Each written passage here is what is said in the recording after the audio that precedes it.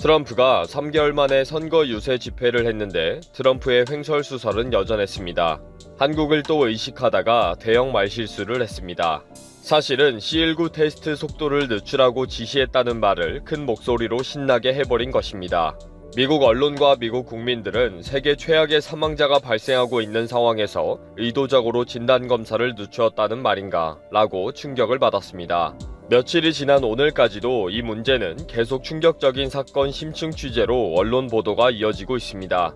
한국을 의식하면서 잘난 척하거나 시기 질투를 하거나 비교를 할 때마다 어김없이 대형 말실수와 사고를 치는 트럼프입니다. 그런데 이번에는 간단히 넘어갈 문제가 아니라고 보도가 이어지고 있습니다.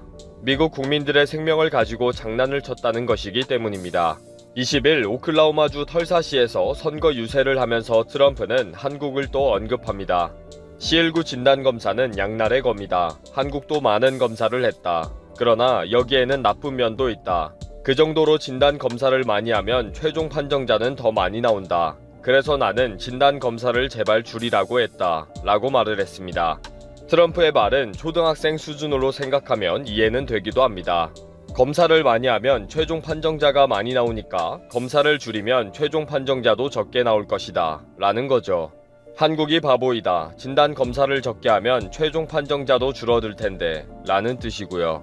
그러나 빨리 진단 검사를 해서 치료를 받게 해야 귀한 생명을 구할 수 있다는 기본적인 의료 시스템을 부정한 말이 되어버린 것입니다. 최종 판정자가 적게 나오는 숫자가 중요하지 진단 검사를 제때 못 받아 치료를 받지 못해 불행하게 생명을 잃어버리는 사람은 중요하지 않다는 말이 되어버린 거죠. 이렇게 대통령이 직접 진단 검사를 줄여라 라고 지시했다고 하니까 미국이 발칵 뒤집어졌습니다. 즉각 민주당 대통령 후보로 확정된 바이든 전 부통령은 트위터에 진단 검사에 더 속도를 내어야 한다 라고 트윗했습니다. 그동안도 트럼프의 말은 미국 언론들과 SNS 회사들의 골칫거리였습니다.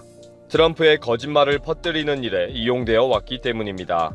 그래서 이제는 트럼프의 과장과 거짓말에 대해 미국 언론들은 항상 팩트체크를 합니다. 이미 큰 화제가 된 것처럼 트위터는 아예 경고 딱지를 붙이거나 숨김 처리를 해버립니다. 트위터와 페이스북은 트럼프 때문에 코드 레드를 새로 만들어서 즉각 대응을 하고 있을 정도입니다. 이런 상황에서 나온 트럼프의 진단 검사 속도를 늦추라고 지시했다는 말은 즉각 사실 확인에 들어가는 거죠. CNN은 트럼프가 털사에서 한 선거 유세 내용을 팩트체크를 통해 입에 나오는 대로 거짓말을 한 것을 일일이 사실 확인해줬습니다.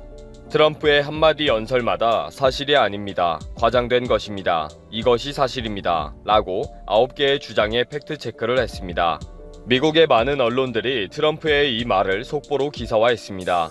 특히 최근 트럼프와 완전히 등을 지은 CNN은 지금까지 연일 특집 기사화에 계속 비판하고 있습니다.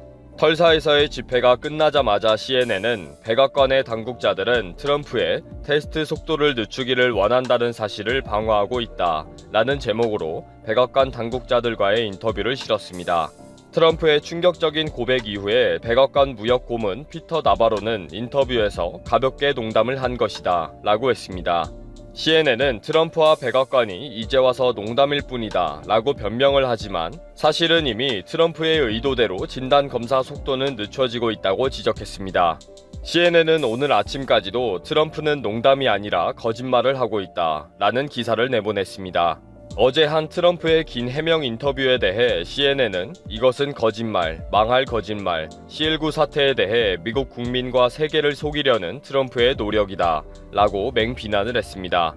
결론으로 사실에 대한 트럼프의 어설픈 조작은 더 많은 미국인들을 죽음으로 이끌 것이다 라는 문장으로 매듭지었습니다. 이렇게 말도 안 되는 엄청난 말을 한 트럼프는 더 큰 횡설수설로 덮으려고 노력하고 있으며 참모들도 변명하느라고 고생하고 있습니다. 백악관 대변인인 케일리 맥커네니는 기자들의 질문 공세에 시달렸습니다. 늦추라고 지시했는가? 아니다. 지시하지 않았다. 트럼프의 말은 무슨 의미인가? 우리는 진단검사에서 세계를 선도하고 있다. 늦추라고 말한 것은 사실이 아닌가? 농담으로 한 말이다. 농담을 하는 것이 적절한가? 미디어에 대해 농담한 것이다. 진땀이 날 수밖에 없는 횡설수설 답변을 하고 있습니다. 오늘 아침까지도 트럼프는 기자들의 질문 공세에 시달렸습니다. 트럼프가 애리조나로 가기 전에 가진 기자들과의 짧은 인터뷰에서 정말 테스트 속도를 늦출 계획이 있습니까? 라고 질문을 받습니다. 이에 대해 트럼프는 특유의 횡설수설 답변을 합니다. 저는 아이가 아닙니다. 자 말하겠습니다. 명확하게 알려드리겠습니다. 라고 말입니다. 그 다음은 길게 횡설수설이고요. 장황하게 설명했는데도 불구하고 기자는 또 질문합니다. 그래서 천천히 하기를 원하는 거죠. 이런 기자의 계속된 추궁에 트럼프는 또 횡설수설하고 장황하게 답변을 합니다. 트럼프 특유의 짜증과 큰 목소리로 말입니다.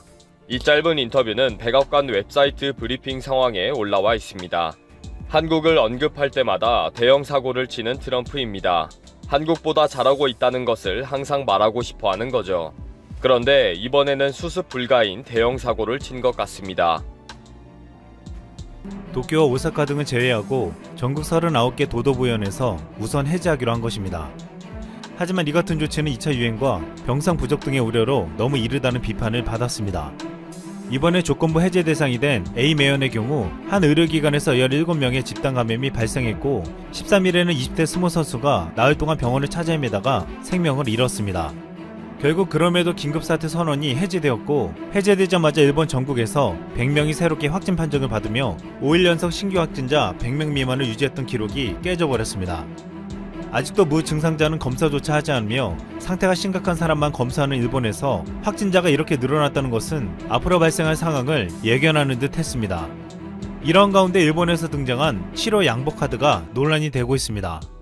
최근 일본 병원에서는 집중치료 병상 부족 등 의료붕괴 상황을 겪으면서 노인이 젊은이에게 치료 기회를 양보해야 한다는 움직임이 일어나고 있습니다.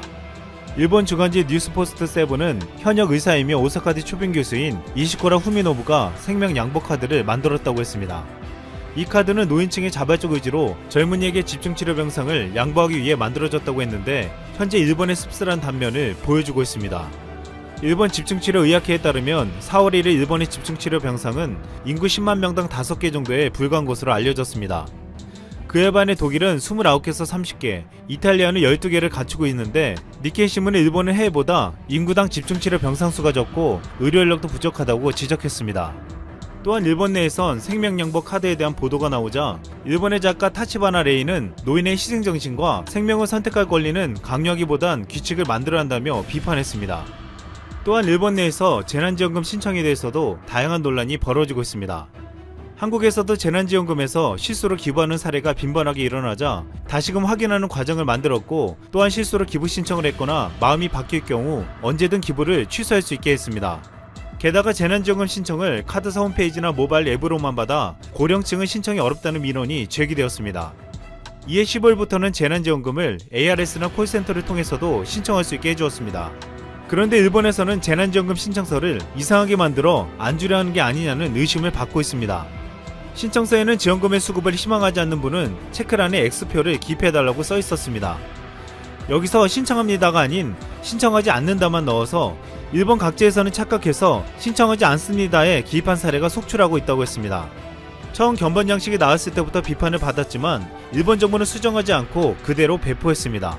또한 일본 당국처럼 마이넘버 카드를 이용하면 온라인 신청을 하고 받을 수 있다고 했는데 이것도 문제가 발생하고 있습니다. 주민등록상 세대원으로 등록하지 않은 가족까지 신청해서 지금 일본의 지자체는 주민등록정보와 신청서를 일일이 대조하고 있다고 했습니다.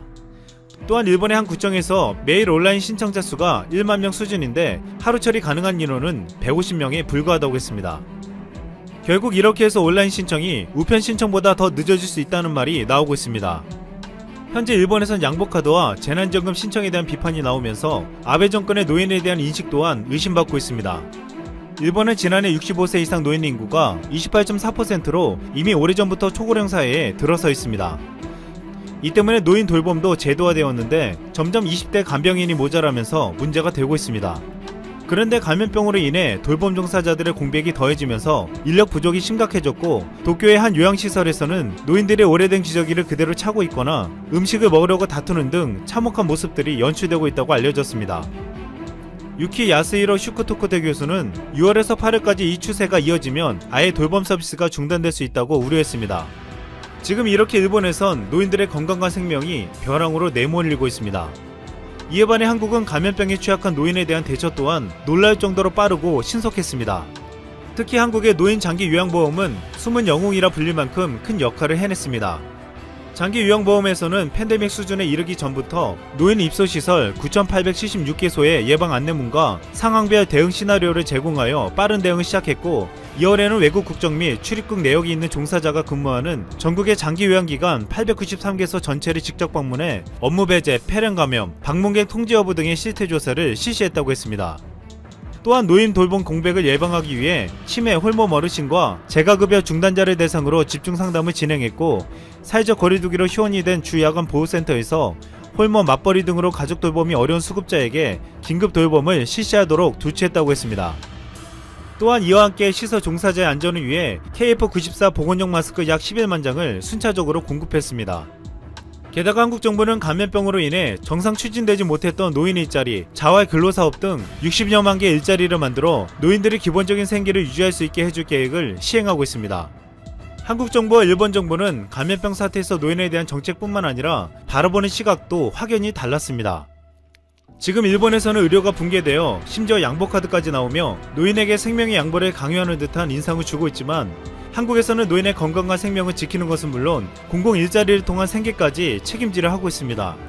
지난달 3월 문재인 대통령이 방역의 최일선인 질병관리본부를 깜짝 방문했습니다.